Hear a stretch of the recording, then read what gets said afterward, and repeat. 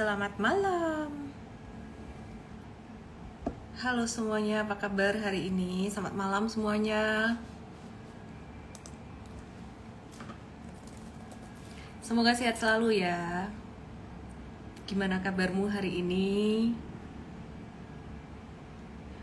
Halo Pipin Eswartana, halo Antonius Leo, Johannes Dharma, Adrian Dirandra, bukan Jackson Tambok Manro, MotoGP Buddy, Draco Pitts, Headfire, Johannes Dharma, Lian Purwana lagi, Emeris Flowers, Budi Kai Ing, M Sansan, Redahar, David Alay Wiono 6619, Marlinet, Aryani WSMT, Silky Puri Ingan S9. Itu Hasan. Halo semuanya, apa kabar teman-teman? Enawa 1966, sehat selalu ya. Ada kucing mabuk. Masih mabuk kamu? Di mabuk cuan. Michiru XC. Hai semua, dari mana semuanya? Seperti biasa absen dulu nih. Ninitan 1820, aku seneng banget lihat market. Meskipun IHSG mentok di resisten, tapi aku seneng lihat market. Kenapa? Nanti aku kasih tahu ya apa yang bikin aku seneng. Lina T69, Hani Clara, Lisa Ica 21, Yuan Kela Owen, Teddy Poladra, halo. Erkan Los 777, Purganik Cangkirmania, lucu kali namanya. Oke teman-teman, aku mau mulai bahas dari IHSG pastinya. Dan malam hari ini aku spesial bakal ngejawab pertanyaan dari dua audiens, Sarah Mariana yang ada DM ke aku. Terus kemudian ada Indah Kusuma, aku akan jawab dua pertanyaan itu. Kalau misalkan kalian ada nonton di sini dan nanti seandainya aku belum jawab pertanyaan kalian, tolong diingetin ya, diingetin. Halo Susan Cucu, halo Budian Natali, Ediliu RW, Effendi Liu Chunwan. Wah, ini yang setia nonton semuanya. Aku akan mulai Instagram Live malam hari ini. Kentio, ya Instagram Live malam hari ini sifatnya edukasi dan nggak ada perintah beli jual, sehingga teman-teman juga mesti memahami bahwa ada risiko dalam investasi saham. Hubungannya apa ya? Ya disambung-sambungin sendiri. Oke? Ya, mari kita mulai saat ini. Kita lihat IHSG dulu dan nanti aku akan kasih tahu apa yang bikin aku seneng nih ya. Jadi sebenarnya bukan dari IHSG-nya sih. Aku sih sebenarnya udah nggak begitu peduli IHSG mau kemana. Jadi IHSG mau kemana aku nggak gitu peduli. Justru aku ngelihat saham-saham yang masih potensial itu lebih banyak ke saham-saham yang bukan saham penggerak IHSG loh gitu. Jadi malah saham-saham kecil yang cenderung potensial. Jadi IHSG hari ini tuh naik lumayan signifikan. Dia gap up didorong oleh gap up-nya dari saham-saham komoditi batubara dan juga metals yang sempat naik pagi tadi. Tapi kemudian sore hari ditutup turun ya, ditutup turun ini oleh saham-saham blue chip perbankan. Jadi yang naik turun tuh blue chip perbankan gitu. Oke ya. Lisa Ica 21 seneng namaku disebut katanya. Oke. Ya, jadi anyway teman-teman, ini IHSG bakalan ada normal correction dalam beberapa hari ini, kemungkinan ke 7.200. Dan kemarin aku sempat bilang IHSG bisa sentuh 7.300, ternyata udah hampir kesentuh nih, udah hampir kesentuh, cepet banget kesentuhnya. Masih ada kemungkinan bisa naik sampai ke 7350 di September ini, tapi menurut aku sih udah agak ketinggian, terutama untuk saham-saham big cap perbankan, saham-saham komoditas batubara dan juga saham-saham teknologi. Ya, jadi be very careful untuk tiga sektor itu. Saham-saham batubara kita masih ada hold, terutama untuk saham yang jangka menengahnya kita masih ada hold, tapi belinya tuh udah dulu-dulu punya gitu. Untuk yang jangka pendek juga kemarin kita ada beli dikit, nggak banyak-banyak sih, cuman kita udah siap-siap untuk profit taking jangka pendek. Aku ingetin sekali lagi juga bahwa untuk saham-saham komoditi batubara, contohnya saham Adaro, itu udah all time high, break all time high. Memang the sky is the only limit, tapi kita mesti harus waspada juga ya. The sky is the only limit, semakin tinggi kan semakin gede anginnya juga tuh ya. Jadi buat teman-teman yang nggak siap masuk angin, yang nggak siap dengan ketinggian, yang takut dengan ketinggian, ya boleh mulai realisasikan keuntungan kalian. Oke.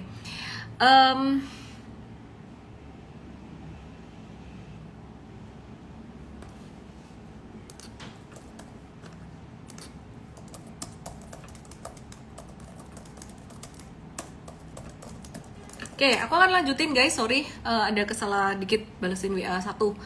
Ya, ada yang penting tadi. Oke, aku mau lanjutin bahas yang pertama pastinya dari sektor batubara dulu. Kemudian aku akan bahas metals yang dua-duanya sama-sama aktif hari ini. Dan setelah itu aku akan bahas sektor yang lain, oil and gas, properti, dan juga sektor yang lainnya atau others. Dan baru saya akan kasih tahu apa yang bikin saya happy, apa yang bikin saya lebih ngelihat market ini secara optimis, meskipun sebenarnya banyak analisis secara fundamental dan secara makro tuh ngelihatnya tuh secara pesimis, secara negatif. Cuman nggak tahu kenapa aku ngelihat chart aja sih sebenarnya. Aku ngelihat dari chart ini ada tanda-tanda akumulasi di beberapa saham dan it works. Beberapa saham memang masih melambat, contohnya kayak Japfa udah akumulasi tapi malah slowing down. Cuman aku ngelihat tetap ke depan trennya bagus. Sebelum saya lanjutkan untuk bahas saham dari sektor yang pertama yang aku pastinya mau bahas malam hari ini, yaitu sektor batubara. Boleh dong aku minta tolong teman-teman, di sebelah kanan bawah itu ada tanda panah, share Instagram live ini ke teman-teman kamu yang lainnya, dan jangan lupa subscribe YouTube dari Mtrade, YouTube Mtrade ya. Nanti kelar dari sini kalian subscribe YouTube Mtrade gitu. Oke, karena di YouTube Mtrade banyak sekali insight-insight yang lainnya gitu. Oke, sekarang aku akan bahas dari batubara. Mungkin cuman beberapa saham aja yang aku bahas di sini. Lanjutin yang kemarin ya.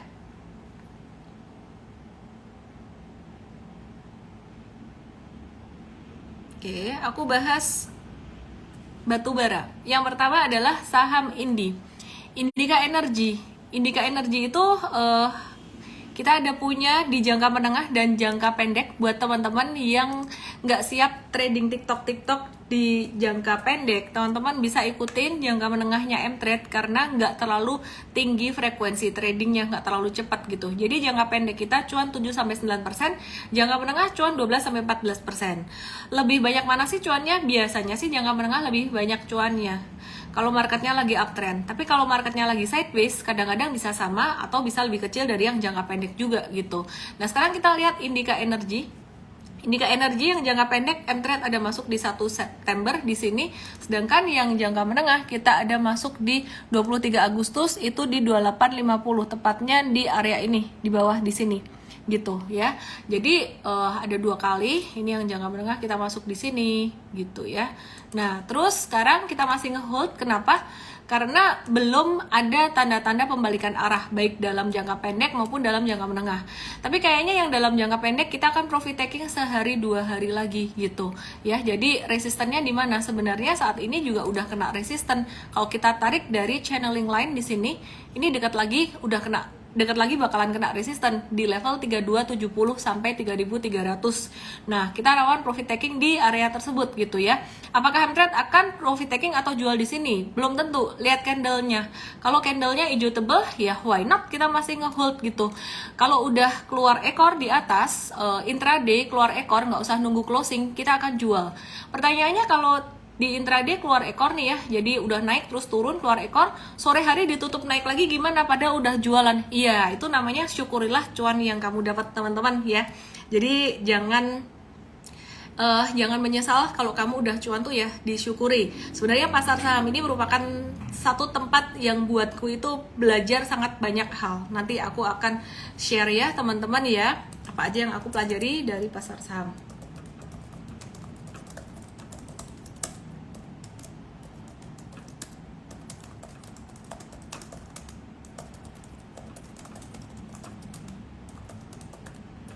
Oke, masih dari sektor batubara dulu teman-teman ya. Sorry aku belum ngeliatin komen-komen dulu ya. Aku belum liatin komen dulu, aku belum baca komen dulu, baca pertanyaan belum. Aku masih mau bahas yang batubara. Kenapa? Penting buat aku untuk remind teman-teman semuanya sekali lagi bahwa sektor batubara ini udah tinggi banget. Nah, ini ada ITMG yang tadi juga gap up dan closingnya hijau, cakep banget kan? Udah gap up, hijau lagi. Dikala masa seperti ini banyak orang yang bilang wah batubara beli. Justru kalau kita Mtrade ngelihatnya malah justru harus hati-hati. ya. Aduh, chartnya lambat amat nih. Ya udah harus hati-hati. Ini dia udah mencapai level tertinggi sejak 2012, udah maju lagi. Bukan 2013, sekarang udah mencapai level tertinggi pada tahun 2012. Adaro udah all time high. Bagus sih all time high, the sky is the only limit, tapi tetap anginnya gede. Jadi kita harus hati-hati gitu. Kalau menurut aku September ini ya, baru beberapa hari September ini udah naik sangat tinggi signifikan. Bakalan ada slowdown di bulan antara September Oktober ini. Dia bakalan sideways, bakalan turun dulu gitu. Di awal September naiknya kekencangan karena oke, di Entret sendiri untuk ITMG kita masih hold untuk jangka menengahnya. Cuannya kayaknya belum terlalu banyak, sekitaran 12-13%, belinya di 29 Agustus, jadi modal 39.325 di bawah 40.000 itu teman-teman masih bisa hold gitu ya. Dan kapan jualannya kita akan kasih tahu secara real time. Secara resisten memang di area 44.800 nih ada resisten, cuman sekali lagi kita nggak pakai resisten sebagai patokan untuk jualan. Kalau pas di resisten ternyata candlenya hijau ya kita masih akan nge-hold gitu. Oke, terus selain itu kita akan bahas permintaan dari Yosua 888 UNTR. Oke, UNTR hari ini juga tadi break all time high. Mtrade sempat beli baru aja, ini yang dibeli baru Mtrade, cuman UNTR aja. Kemarin di 5 September kita belum jualan, tapi kemungkinan sehari 2 hari ke depan akan ada kemungkinan untuk jualan ya. Jadi untuk yang jangka pendek, jangka menengahnya kita masih akan hold sampai trennya patah. Nah, terus kemudian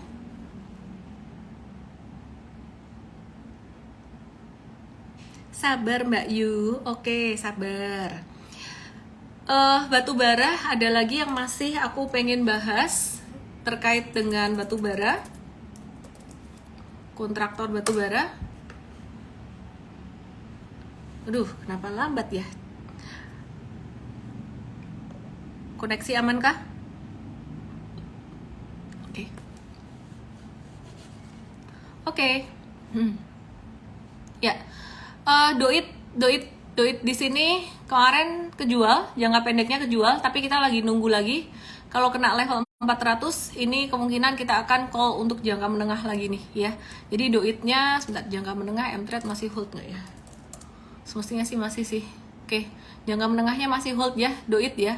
Jadi baru beli di 412 beberapa hari kemarin tuh, 412 tuh di sini. Jadi masih ngehold buat jangka menengahnya.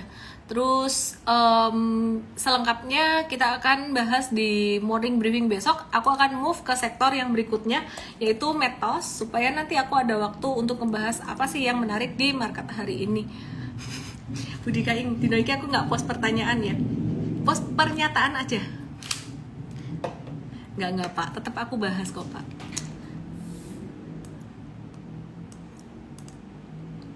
Oke.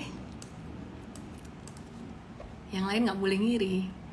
Pak Budi bawain aku sate. Oke.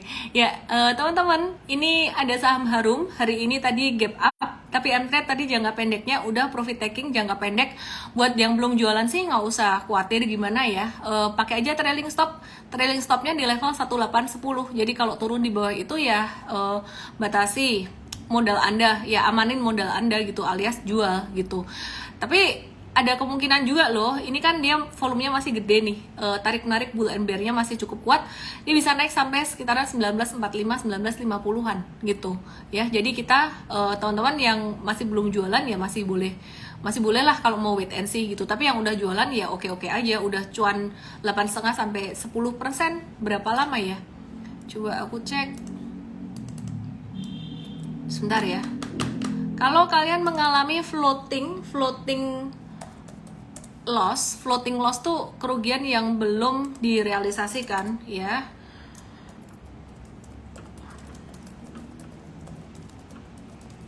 Itu nggak usah khawatir. Yang dilihat yang dari realized aja, yang udah dijual. Oke, dari kapan nih Harum belinya? Dari 29 Agustus, cuan 8-10% ya udahlah, udah oke. Terus kemudian kita cek MDKA gimana? MDKA kita masih ngehold atau enggak? Teman-teman coba lihat. ESA ditarik di akhir sesi ya, sabar ya. Aduh, koneksinya kenapa lambat sekali? Sebentar ya guys. Laptop aku koneksinya lambat, jadi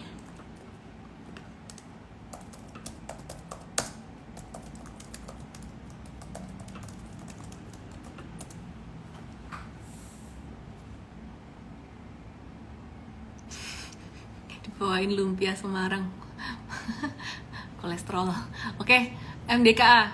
MDKA ini naik kena resisten ya. Kayaknya sih besok metals bisa, kalau menguat terbatas sih. MDKA menguat sampai sekitaran 4.300. Cuman zigzagnya jangka pendek aja. Jadi jangka pendek aja. Yang jangka menengah masih ada kemungkinan untuk dia lanjut menguat ya. Jadi kita masih bisa wait and see untuk metals, nggak sampai kayak batu bara yang udah rawan profit taking banget gitu. Oke.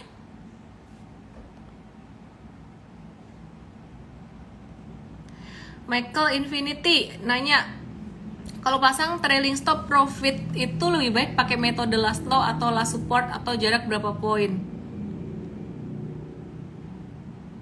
Last low sih kalau swing trading, tapi kalau trend following atau super trader pakai last support. Jadi tergantung mau ngikutin tren yang harian atau tren jangka menengah. Jangka menengah tuh tren beberapa bulan gitu. Oke, aku mulai jawab pertanyaan. Ada pertanyaan dari Sarah Mariana yang masuk ke DM aku. Pertanyaannya adalah, gimana caranya supaya kita nggak gatel buat take profit untuk saham yang udah kita porsiin buat investasi? Nanti aku akan bahas lagi saham-saham metals lainnya, tapi aku mau jawab pertanyaan dari Sarah Mariana. Gimana caranya supaya kita nggak gatel untuk take profit buat saham-saham yang rencananya kita pakai buat investasi jangka panjang? Jawabannya sebenarnya udah pernah aku bahas sebelumnya. Yang pertama adalah pahami benar kenapa kamu berinvestasi terhadap emiten tersebut. Kalau kamu tahu alasannya, maka kamu akan lebih firm untuk ngeholdnya, yaitu alasan secara fundamentalnya. Kalau kamu nggak paham, jangan maksain investasi jangka panjang, trading aja, boleh jangka menengah menggunakan strategi technical, yaitu pakai support dan resistance, pakai trend line, pakai ngikutin tren ya. Jadi begitu breakdown dari garis support, kita bisa amanin posisi gitu.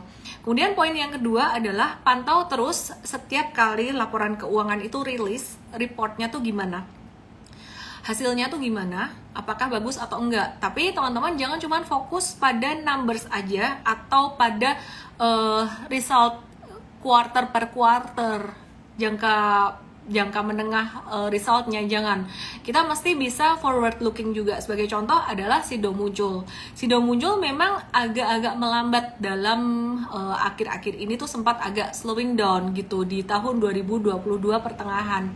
Nah, hal ini kenapa? Karena kalau sempat aku cek sih, kita tim M-Trade sempat ngecek sih, usut punya usut, ternyata tuh banyak toko-toko tuh yang mereka tuh nggak berani kayak nyetok barang gitu loh, karena masa pandemi kemarin gitu. Tapi ke depan masih bakalan recover gitu. Jadi teman-teman mesti bisa ngelihat secara forward looking.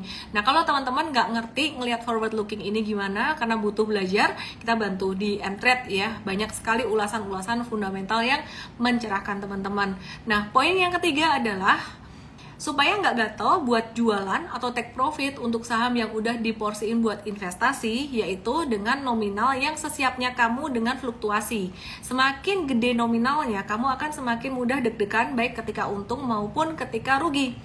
Semakin kecil nominalnya, kamu akan semakin tenang. Tapi keuntungannya nanti dikit nih.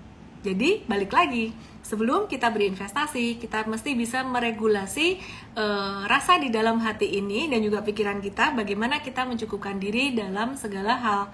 Kalau kamu udah bisa investasi, ingat, berarti kamu udah punya uang dingin, dan sebenarnya kamu bisa memenuhi kebutuhan hidup tanpa investasi. Jadi investasi cuma nilai tambah aja. Jadi itu jawaban aku buat pertanyaan dari Sarah Mariana tentang gimana caranya supaya kita nggak gatel take profit untuk saham yang buat investasi. Oke, aku lanjutin lagi, aku bahas saham-saham metals. Aku lanjutin lagi bahas saham-saham metals. Yang terakhir aku bahas adalah Timah, Tins, sabar ya, Renskue, Japfa, dia teriak, Japfa, sabar. Timah nggak banyak gerakan, semua metals masih 50-50 gerakannya, di tengah-tengah, benar-benar di tengah-tengah banget. Dia ketahan karena IHSG lagi ada di resisten ya, jadi 50-50 untuk Tins ini. Dia bisa sampai ke 1580, tapi kemungkinan akan ada normal correction dulu dalam jangka pendeknya. Jadi untuk saham-saham metals, kalau kalian punya modal agak bawah, kalau masih mau ngehold ya oke. Tapi kalau nggak mau ngehold, pakai aja level last low hari ini buat trailing stop buat swing trader. Semoga paham. Oke, terus kemudian Yang berikutnya aku mau bahas oil and gas. Menarik banget hari ini, Pegasnya ngacir. Kita lihat Pegas. Pegas ini dulu dia tuh sering sideways, sering stagnan, tapi akhir-akhir ini dia udah mulai aktif juga geraknya. Jadi ngikutin tren dari sektornya dia. M-Trade ada Pegas, 2, jangka menengah dan jangka pendek. Nah, kalau kalian nggak mau terlalu banyak activity buy sell cuannya dikit-dikit kayak gitu, kalian ikut yang jangka menengah aja untuk M-Trade-nya. Yang jangka pendeknya Pegas ini udah TikTok beberapa kali dan udah sempat kejual beberapa kali waktu itu. Ini udah sempat profit taking 4%, nih jangka menengah 24%, jangka pendek profit taking 4%. Nah, kira-kira kayak gitulah. Nah, jadi teman-teman perhatikan, ini Pegas M-Trade ada hold jangka menengah dari 23 Agustus di 17.15 itu tanggal 23 Agustus di sini. 17.15 di sini. Ya, di sini breakout di sini. Jadi aku ajarin kenapa flashback supaya kalian tahu ya. Kenapa beli di sini? Kenapa beli di sini? Ini kalian tahu bahwa ini bekas breakout. Dulu dia breakout di sini. Terus yang jangka pendek baru aja kebeli. Tadi hari ini baru aja kebeli. Kemungkinan kita akan profit taking 1-2 hari lagi, tapi kita nggak batasin. Kalau 1-2 hari lagi masih ngegas terus ya kita masih ngehold. Kita pakai candle dan selalu real time jualannya. Kalau candle secara real time dia melemah, kita akan profit taking meskipun secara intraday dia volumenya tinggi. Kalau dia naik terus kemudian keluar ekor di atas, kita akan profit taking. Nggak peduli sore dia mau naik atau turun gitu. Resisten dalam jangka pendek Pegas ini dia ada resisten sekitar level 2005 1990 sampai 2005. Jadi aku buletin aja resistennya level 2000. Resistennya sebenarnya di level sekitar 2000. Aduh, ngedit ini kok susah. Ya, anyway, resistennya sekitaran level 2000. Edit dulu. Ya, sekitar level 2000. Kemungkinan besar bakal breakout ya. Kita lihat secara real time nanti M-Trade bakalan profit taking di level berapa kita nggak pernah target, cuman kita waspada sekitaran level 2000 sampai 2040. Oke. Sekarang sih udah cuan lumayan. Terus abis itu aku mau masih ke oil and gas. Sorry aku belum bahas pertanyaan kalian. Ini ada yang nanya, itu cup and handle nggak sih? Ya, cup and handle, cuman handle ininya resistennya tuh terlalu miring ke atas, jadi dia, ini aku bahas lagi ya, dia terlalu miring ke atas sehingga ini belum breakout juga gitu. Ini target pattern terlalu jauh, jadi kita nggak bahas itu, nanti jadi terlalu banyak menebar harapan. Ritacin 83 SMBR jangan naik dulu baru beli dikit nih. Ya udah dibahas berulang-ulang kali. Minta Pak Teddy turunin tuh. Pak Teddy punya banyak tuh. Oke. Aku mau bahas selanjutnya masih dari sektor oil and gas. Aku mau bahas Elsa, Akra dan ESA. Sebenarnya bukan oil and gas ya. Oil and gas dan industri yang terkait gitu. Karena Akra tuh sebenarnya bukan oil gitu, dia lebih ke distribusi. Mari kita lihat, dan dia ada JP juga di Akra. Kita lihat Elsa. Kenapa loadingnya lambat sekali?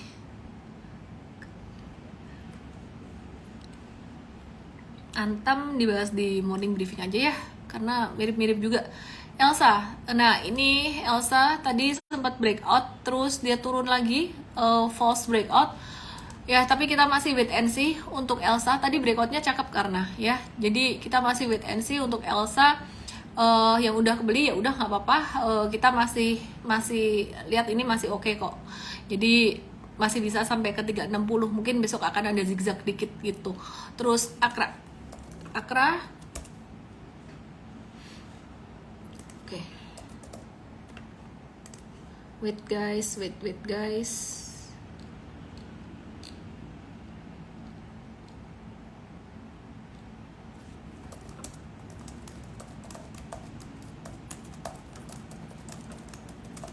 Oke, ini Akra, dia masih sideways aja. Ya kita wait and see dulu ya.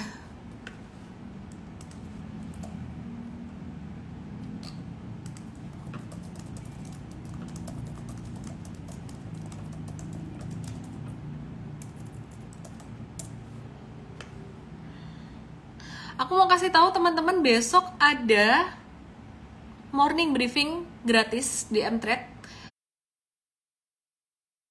dibuka untuk umum khusus untuk besok ya, dan lebih detail ngebahasnya pastinya, dan ada watchlistnya juga. Jam 8.15 pagi URL-nya akan aku post di story aku malam hari ini. Kalau belum di post, diingetin aja di DM, oke ya? Gratis guys, gratis. Ingat-ingat, yang gratisan mesti diikuti. Oke, aku mau bahas ESA deh sekarang karena banyak yang nanyain ESA. Sabar ya. Sabar ya. Sabar ya guys, tunggu ya.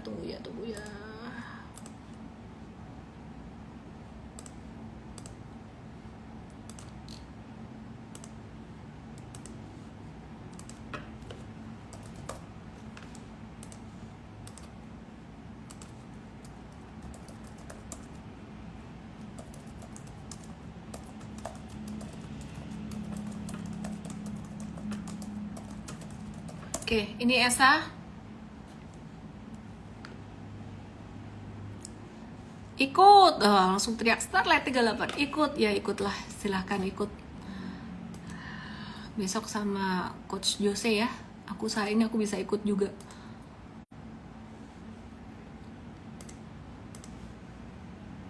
Karena di Mtrade itu morning briefing udah sama coach semua guys ya.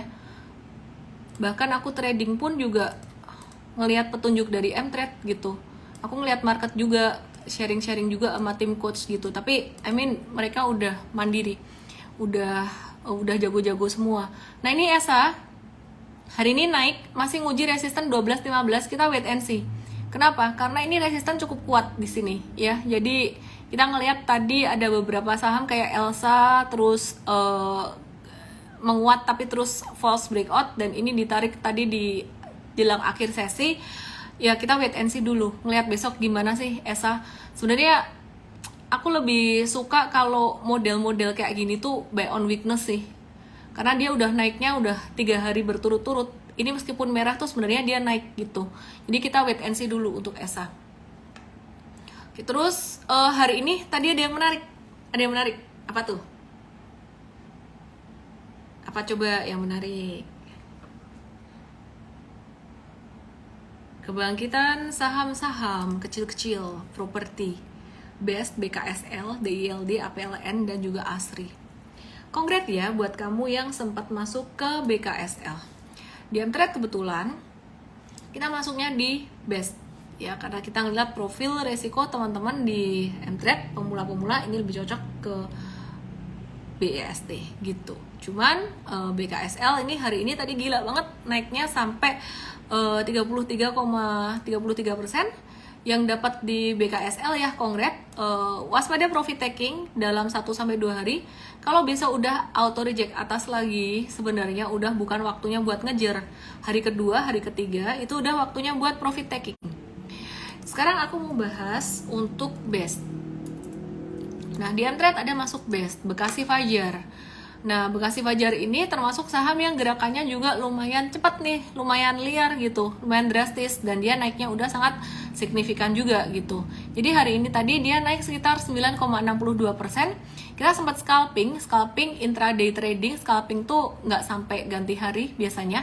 Nah, ini cuma sekitar 5-5,6%. Ini kita ada kasih petunjuk untuk bukan jangka menengah sih, mungkin lebih ke swing trading ya. Kita akan revisi, itu sebenarnya lebih ke swing trading.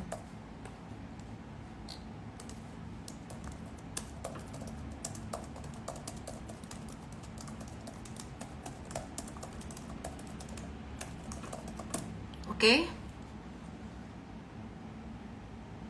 Sekarang aku kasih lihat untuk yang saham yang lainnya lagi. Nah, kenapa sih sebenarnya, kenapa aku bilang ini menarik? Nanti aku bahas ya, sambil aku bahas others, Saratoga, terus SMBR, dan lain-lain. Nih, ini DILD Intiland dia naik. Hati-hati, resikonya agak lumayan tinggi. Terus APLN dan ASRI ini dua yang cocok buat scalping sebenarnya.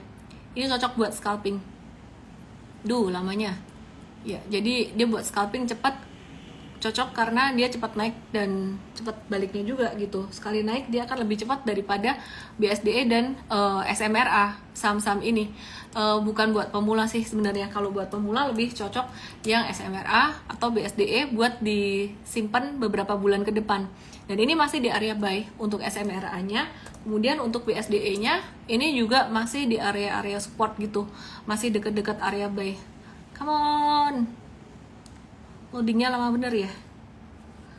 Aku ganti kamera dulu kalau loadingnya lama. Oke, ini dia BSDE. Nih, ini BSDE ya. BSDE-nya jadi masih di area support. Buat teman-teman yang mau nabur buat jangka menengah menarik. Nah, sekarang aku mau bahas satu saham yang pastinya semestinya banyak yang happy ya, karena kita udah bahas saham ini beberapa hari. Semoga nggak keseringan saya bahas, karena kalau keseringan dibahas bisa jadi balik arah malan. Saham kunyuk kata Jason. Saham kunyuk, apa tuh saham kunyuk?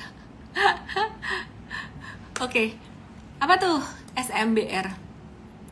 Ini udah kita bahas berhari-hari guys, sejak sebelum breakout, dan memang pattern akumulasinya cakep banget. Bukan aku ngepom-pom saham ini, aku nggak kenal juga sama emitennya. Barangkali mereka mau nge-live bareng aku ya, very welcome. Cuman aku ngelihat secara pattern ini cakep. Semoga nggak keseringan aku bahas sehingga jadi dibanting turun. Mestinya aman-aman aja. Level stop loss di bawah 480, harusnya udah naik di 498, tapi aku masih kasih toleransi di 480 deh.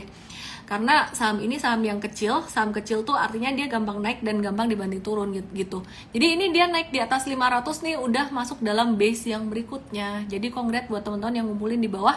Dan gak usah FOMO buat yang belum dapat. Kalau misalkan mau beli di harga-harga sekarang 500 sampai 520 bukan best price, tapi ya masih bisa, jangan banyak-banyak ya. Karena pasar saham buka tiap hari dan kesempatan selalu ada tiap hari. Nah, ini yang saya mau bilang bagus. Bagusnya kenapa? Dengan adanya saham-saham kecil dari beberapa dari 5 atau 6 sektor yang sering saya bahas, mulai breakout. Ini sebenarnya mulai ada tanda recovery di market. Ya, mulai ada tanda recovery di market. Kenapa? Kalau aku perhatikan saham-saham big cap, saham-saham yang secara fundamental bagus, kapitalisasi gede, yang oke punya kayak BCA, BRI dan kawan-kawan, itu valuasinya udah mulai ketinggian. Dan di sini big fund atau investor gede, correct me if I wrong, kalau di sini ada big fund atau big investor yang punya duit banyak bilang, Ellen kamu sotoy gitu, DM aku, kasih tahu aku yang bener gimana. Tapi aku ngelihat mereka tuh duit gede ini, mereka tuh quote on quote udah mulai kayak kehabisan mainan gitu loh. Quote on quote tuh kehabisan mainan, bukan mainan gimana, kehabisan barang yang valuasinya murah gitu. Jadi mereka suka banget cari yang valuasinya murah. Tapi yang bagus-bagus udah di pucuk pohon cemara semua. Kayak BCA udah hampir menyentuh all time high-nya. BRI pun udah mulai agak-agak tinggi dan hari ini ada koreksi normal dan seterusnya. Jadi yang dicari apa? Yang diburu? Ya saham-saham yang belum naik. Saham-saham yang belum naik apa? 5 sektor yang sering saya bahas. Salah satunya ya semen ini. Oke, aku kasih disclaimer dulu, kalian jangan sampai terlalu FOMO juga. Dia baru mau keluar dari stage satunya atau di bawah. Jadi kalau kalian belum punya SMBR, kalian bisa lirik untuk SMGR atau INTP. Cuman kalau ditanya, memang pergerakan harganya mana yang bakalan lebih cepat? Antara SMBR, SMGR, dan juga INTP udah pasti semen batu raja. Kenapa? Ya wajar lah, karena size-nya, aduh lambatnya chart ini. Karena size dari emiten ini juga beda. Size-nya tuh artinya kapitalisasi. Kapitalisasi itu adalah harga saham dikali dengan jumlah saham yang beredar. Beda gitu. Jadi SMBR ini kapitalisasinya lebih kecil. Dia lebih gampang naik. Karena dengan uang yang tidak terlalu besar, demand yang nggak terlalu besar, itu bisa naik. Sedangkan kalau yang kapitalisasinya lebih gede, otomatis butuh demand atau butuh duit yang lebih gede untuk narik dia naik. Oke ya. Ernil 25321 Miss ikut kekinian market dong yang ramai seperti Bumi Dewa, BB Meta. Kan member M-Trade nggak semuanya pemula juga, tapi nggak semua member M-Trade perlu kita kasih saham yang high risk meskipun dia nggak pemula gitu loh. Jadi goal kita bukan kejar-kejaran cuan, goal kita adalah menjaga supaya kita tuh konsisten dalam jangka panjang. Kita nggak buru-buru kok cuan kita bisa kita kumpulin hari demi hari, bulan demi bulan. Saya teringat satu film, teman-teman kalau mau tahu film Ben-Hur, yang menang itu bukan yang paling cepat dalam lomba pacuan kuda. Yang menang adalah yang bertahan paling akhir, yang tersisa satu paling akhir. Demikian pula dengan trading dan investasi, kita bukan berlomba cepat-cepatan, kita berlomba untuk bertahan sampai akhir gitu ya. Thank you Bu Erni, jadi satu video nih.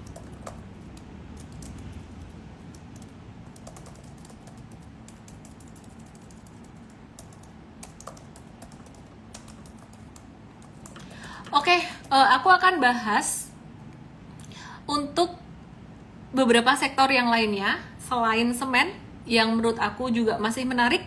Tapi sebelumnya boleh ya aku bahas pertanyaan dari Indai Kusuma. Indai Kusuma yang masuk ke DM aku. Pertanyaannya kayak gini kira-kira kalau udah saya rangkum. Selain trading saham, aku boleh investasi kemana? Aku pensiunan. Kalau ke reksadana, pilih yang apa? Reksadana, pendapatan tetap, saham, atau campuran? Atau malah ke ETF? Oke. Teman-teman yang dicari apa dulu sih sebenarnya? Tujuannya apa? Kalau tujuan kamu return, udah pasti reksadana saham paling tinggi returnnya.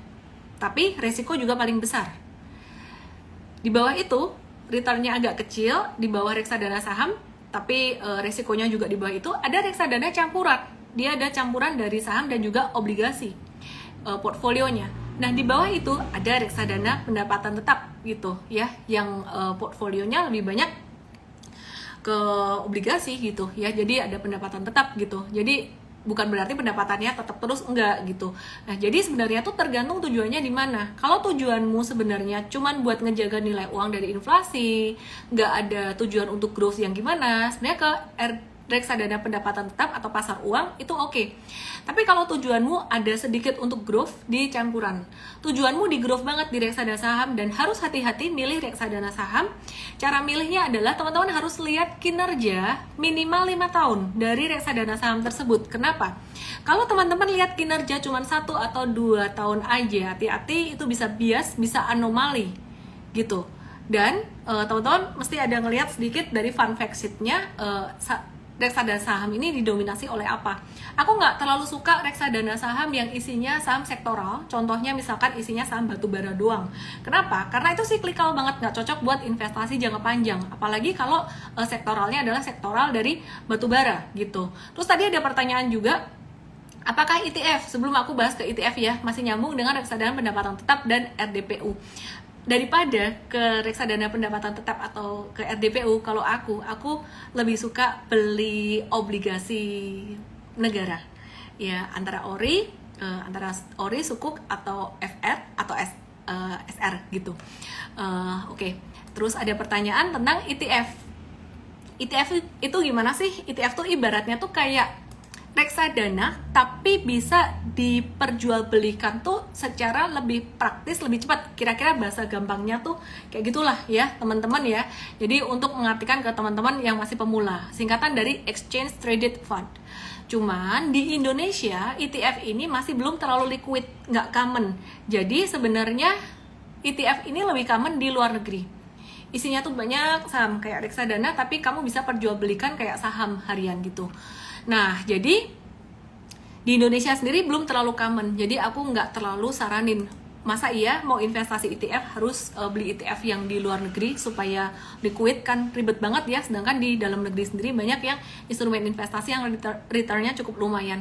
Kalau kamu cuma kejar return sekitaran 7%an per tahun, bisa tuh FR banyak kok, fixed rate banyak, returnnya segitu. Apalagi kalau duitnya dalam jangka panjang tuh nggak dipakai buat apa-apa, boleh tuh masukin ke fixed rate. Jadi jangan semuanya masukin ke saham, oke? Please be mindful sebelum masuk ke investasi saham, karena risikonya lumayan buat yang masih pemula. Itu jawaban aku buat Indai Kusuma, semoga bermanfaat.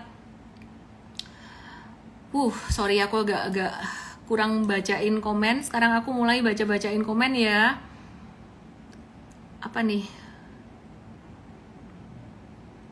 Secara tidak langsung BBM berdampak pada SMDR, kata Muna di Blue Sky. Bener, Klub Salim masuk bumi, gak usah dipikirin, ngeliatin chart aja, chart yang paling jujur dibandingkan dengan sentimen-sentimen.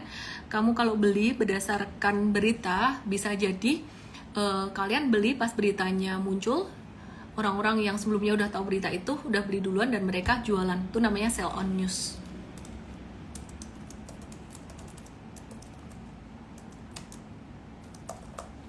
Oke.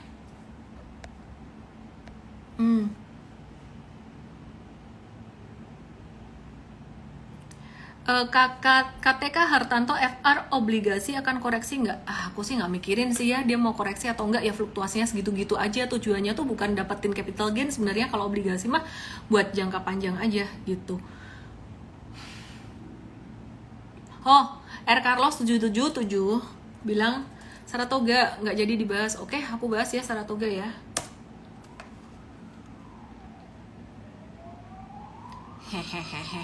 Magnat besok apa yang naik? Ikut morning briefing aja deh. Besok kebetulan morning briefingnya digratisin. URL-nya aku post di story aku malam hari ini. Kalau kelupaan tolong diingetin. Ya, admin, woi, bantuin aku post URL morning briefing ya. Admin yang lagi bertugas. Oke, Saratoga, kenapa hari ini dibeli?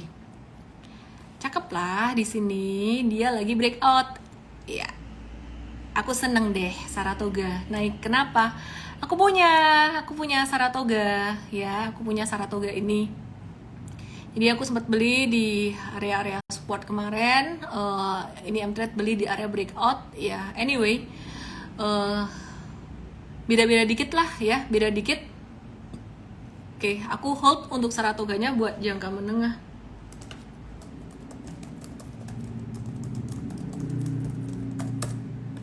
Kita lihat di M-Trade Saratoga, petunjuknya jangka pendek. Kita akan kasih tahu petunjuk jual untuk jangka menengah juga. Kita akan tambahkan ya. Oke, Saratoga ini resisten terdekat di 3060. Aku sih optimis ya. Saratoga ini bakalan bisa balik sampai ke 3440, bahkan sampai ke 3860. Wah, ini seneng nih netizen kalau di ngomong gini, seneng nih. Mesti nanyanya kritis dong. Kalau dibilang optimis bisa balik sampai ke 34 sampai ke 38, kalian mesti nanya kapan? Kapan naiknya? Ya. Ke 34, aku ke 3060 dulu. 3060 tuh resisten 1. Itu bisa tersentuh dalam beberapa hari lagi. Disclaimer on guys. Intinya pokoknya kurang dari sebulan. Beberapa hari bisa. 3440 kurang dari 3 bulan. 3860 kurang dari 6 bulan. Disclaimer on, kalau lebih cepat ya bersyukurlah, kalau lebih lambat ya maklumilah. Karena saya baca berdasarkan chart, bukan berdasarkan apa ya, tebak-tebakan kayak itu pesulap merah. Pesulap merah, aku pesulap hijau aja. TNT Tova 2008, pertanyaannya bagus. Kok bisa optimis Saratoga sampai di harga ke situ? Fundamental guys. Jadi fundamentalnya bagus. Fundamental bagus gimana ya? Udah sering dijelasin sama Coach William. Besok deh dibahas di morning briefing M-Trade. Aku kasih tahu ke Coach MB besok, please bahas Saratoga ya.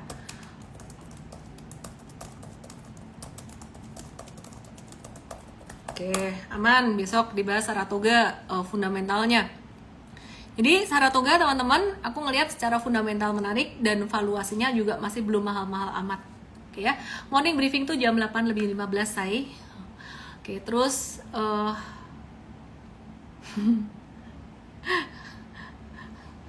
ramalan, bukan ramalan Handaka Wibawa. Ini namanya antisipasi. We cannot predict. We can always anticipate. Apalagi ya, aku jadi kelupaan kan mau bahas sama apa. By the way, aku mesti invite Coach William. Nanti aku invite. Tower breakout lagi guys. Dan M-Trade tadi ada beli buat jangka pendek. Kita nggak masuk jangka menengah lagi karena udah ketinggian. Let me check jangka menengah. Tower masih nge-hold nggak?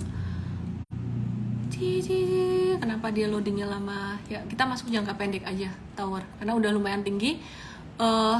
Buat yang masih ngehold modal bawah buat investing, congrats, towernya bisa sampai ke 1410 dan balik ke 16 bisa rentang waktu kurang dari 6 bulan. Jadi para nyangkuters, ini yang aku bilang tadi, ada kabar baik buat para nyangkuters. Aku ngelihat ekonomi Indonesia bakalan recover. Banyak makroekonomis dan fundamentalis pesimis, tapi entah gimana, pokoknya aku optimis deh. Aku optimis. Kalau salah gimana?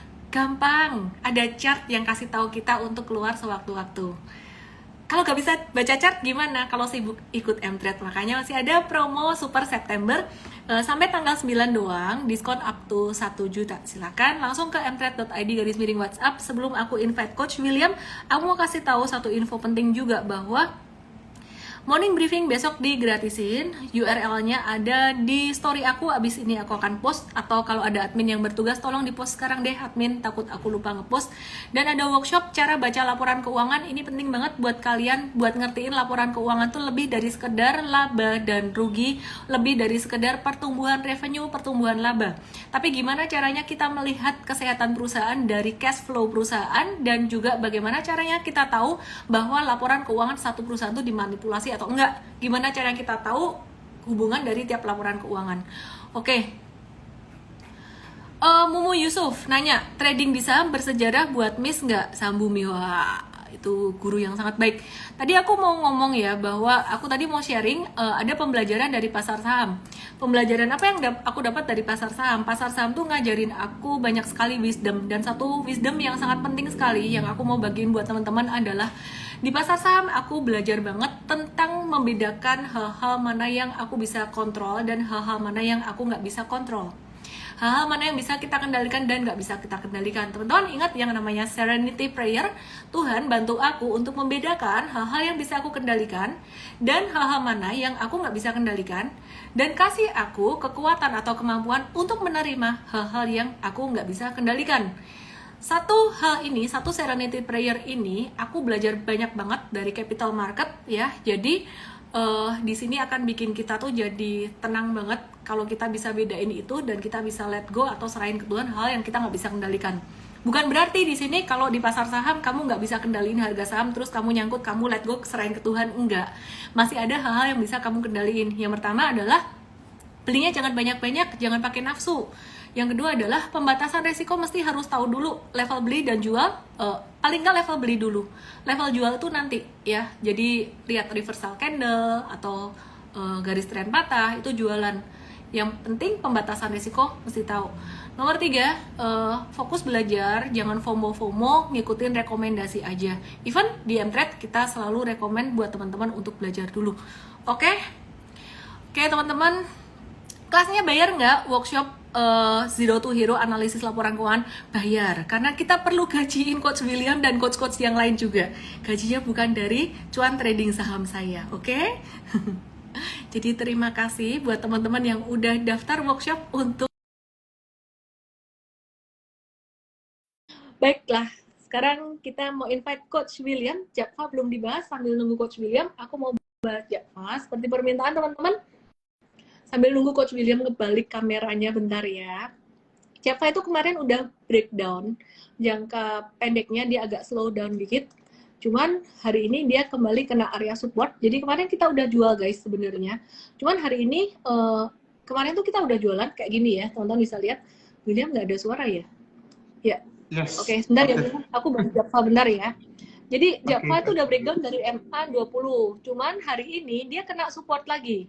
Jadi Japfa ini kembali kita masukin ke watchlist lagi. Ya, kita masukin ke watchlist lagi untuk Japfa.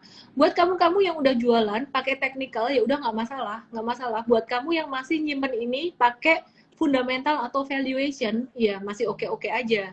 Saya pribadi gimana? Saya pribadi personally di Japfa ini aku pakai fundamental.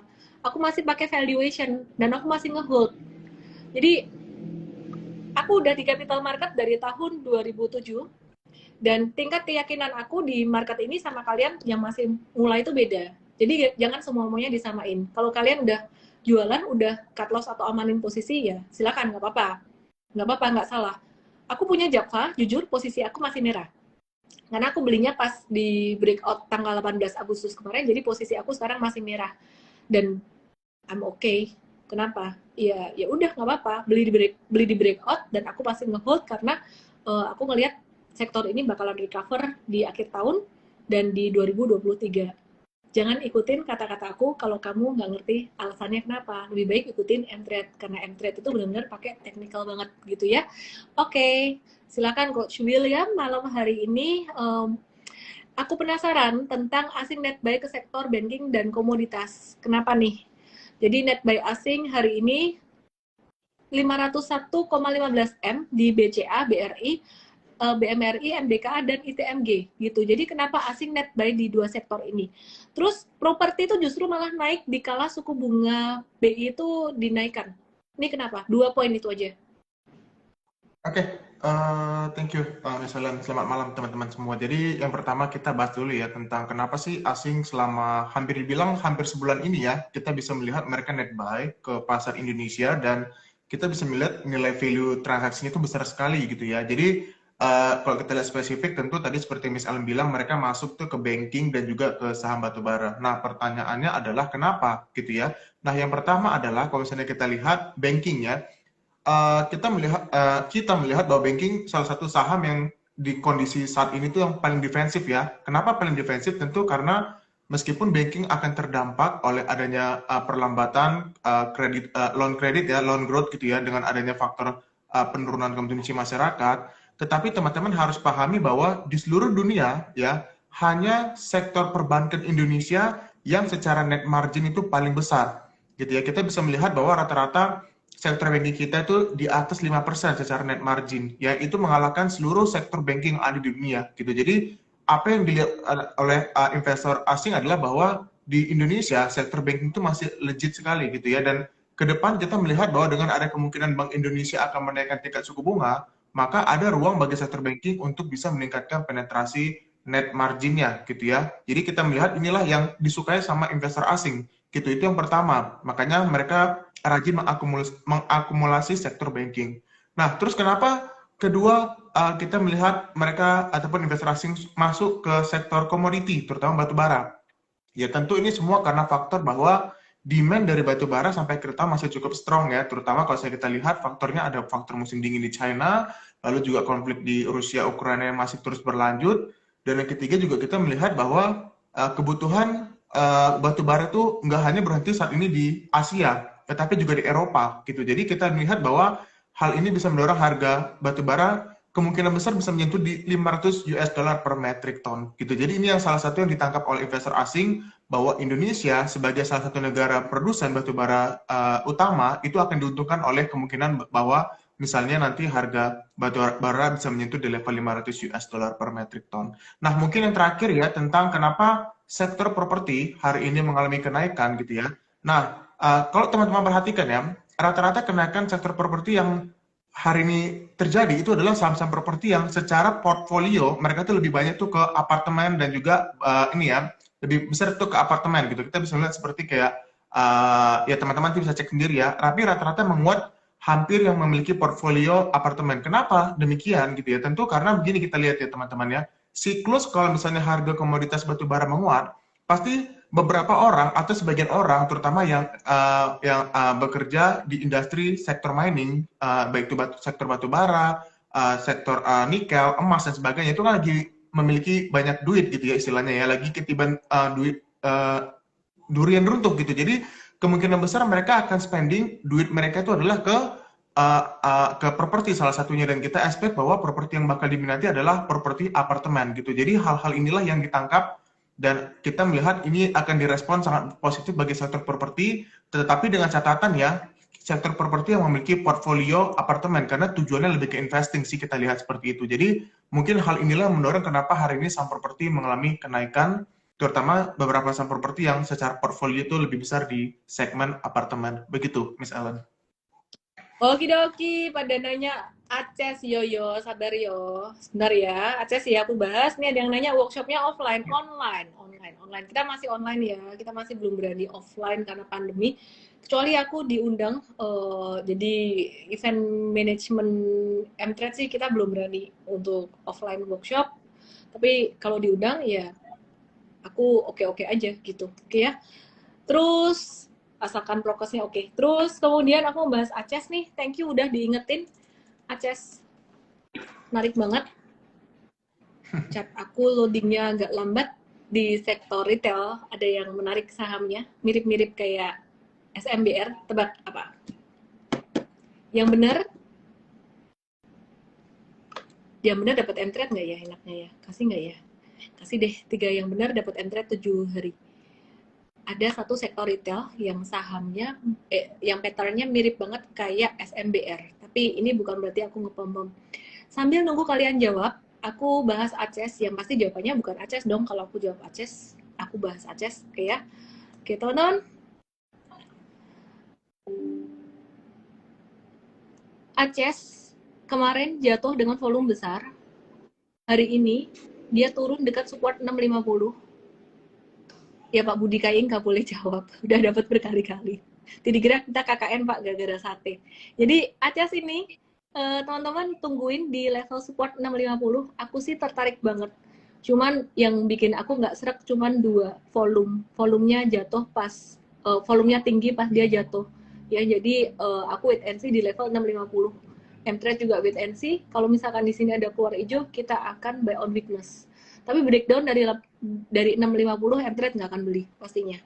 Ya, oke. Lucy 090822 Martin is here. Satu lagi, ada lagi tadi. Tiarini 058. Iya, boleh kamu DM saya dengan kode MT7 nama email WhatsApp. Sekalian aja langsung beli M-Trade-nya jualan. Pede dong. Karena kita kasih yang terbaik buat teman-teman semuanya. Dan mesti manage ekspektasi. M-Trade itu yang ngajarin kalian adalah tim coach ya. Tim coach ya. Karena nggak bisa semuanya Ellen nih. Jawabin pertanyaan Ellen semua. Aduh, mabok saya. Nanti makin encok saya. Jadi ini perhatikan. Ralph itu dia mulai awal masa akumulasi. Nggak secakep SMBR, tapi mulai ada tanda-tanda awal akumulasi gitu. Ya, itu aja dari aku buat malam hari ini. Udah hampir jam 9. Jadi thank you buat semuanya, thank you Coach William, salam profit buat semuanya. Jangan lupa besok morning briefingnya gratis, URL-nya ada di story aku post segera saat ini. Dadah, selamat malam, sehat selalu guys, bye. Ya. 谢谢，不谢，谢谢，对对。